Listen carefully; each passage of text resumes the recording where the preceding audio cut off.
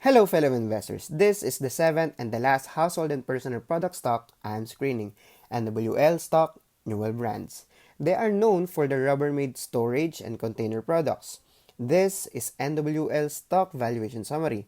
At the current closing price of 19.51, trading at 6.92 times EPS, this is the current PE, 11.62, divided by the EPS trailing 12 months of 1.68. We want this below 3. I divide the PE by the EPS because PE is the price we're paying for in a stock. The price in itself is a useless metric. It's just a number that describes the current trading price for one share. It is really the PE that we're paying for in a stock. Trading at 2.15 times margins, again, my process is that I pay 1 PE or less for 1% of their margins. I use 5.4 here as the lowest sensible margin to base our assumptions and fair values from. Their margins play around 5 to 8%. I use 40% margin of safety here because I think their revenues may have cap.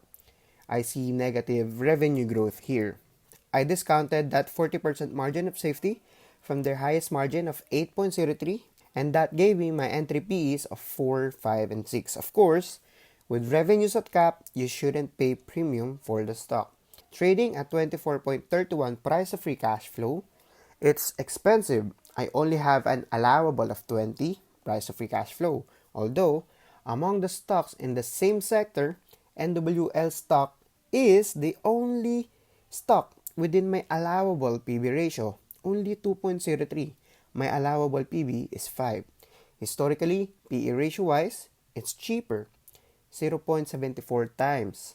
15.8 here is the lowest average historical PE. But if we go back and base these PEs on their margins, it really shouldn't trade at teens of PEs, but instead, it should trade at single digits of PEs, like 5 to 8 PEs, consistent with their margins.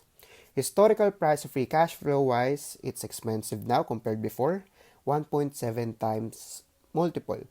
14.31 here is the lowest average historical price to free cash flow. Again, I have an allowable of 20 price to free cash flow, so I don't sweat much about this. Historical PB ratio wise, it's cheaper now compared before. 2.26 here is the lowest average historical PB. My allowable is 5. The stock is well within my buying range for a trade. In the general sense of valuating NWL stock, the stock is clearly trading at a premium, meaning overvalued. I have a fair value for NWL stock of 9.08. Guru Focus's intrinsic value is 27.01. Why is this? Well, I think if we use the highest EPS of 4.99 here, the EPS in 2017, we get to those prices. But again, it's not worth that much at the moment. So don't pay $27 for NWL stock. I don't own the stock. I don't think you should pay premium for the stock. I have a sell rating for the stock. Here are my entry PEs and prices, 4, 5, 6. I have high price of $10.08. Let's confirm these prices with their charts. 4% dividend yield is $23. 5% dividend yield is $18.4. 6% dividend yield, 7, 8, 9, and even 10% dividend yield is $9.2. My fair value of the stock is 9.08. I don't think we'll reach those lows. We'll just have to wait for their fundamentals to get better. So for now, NWL stock is a $9 stock. This is the price to pay for NW stock. At those prices, you get to enjoy 10% dividend yield as well. That's my take on NWL stock. See you next video.